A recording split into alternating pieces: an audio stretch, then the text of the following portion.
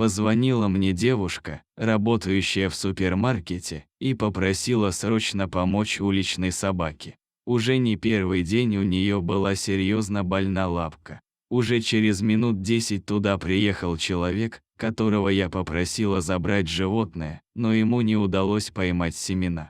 Песик был напуган и ничего хорошего не ожидал от человека, поэтому не дался в руки. Мы были расстроены и не понимали, как быть дальше. На следующий день я позвонила той девушке и спросила, не видела ли она песика сегодня.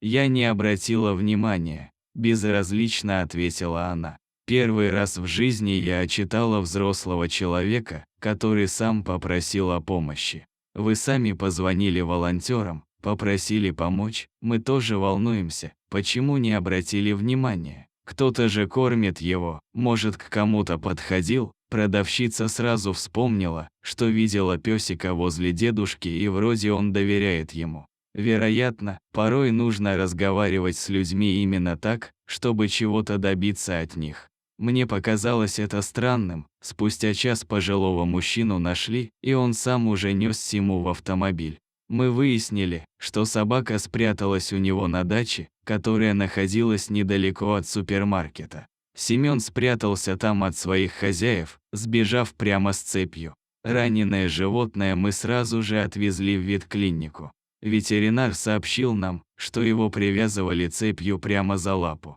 Нужно же было додуматься. Спасибо гуманному отлову, они позволили мне оставить у них песика на время. Сейчас его там лечат, а скорее борются за то, чтобы сохранить больную лапку. Спустя пару дней я заехала, чтобы проведать собачек в отлове, а также семена, привезя им медикаменты и лакомства.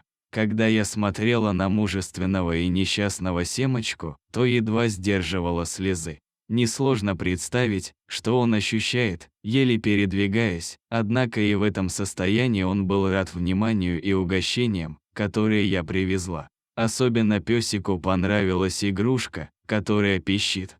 Лечение продолжается до сих пор. Сейчас песик потихоньку поправляется и с огромным терпением переносит все процедуры.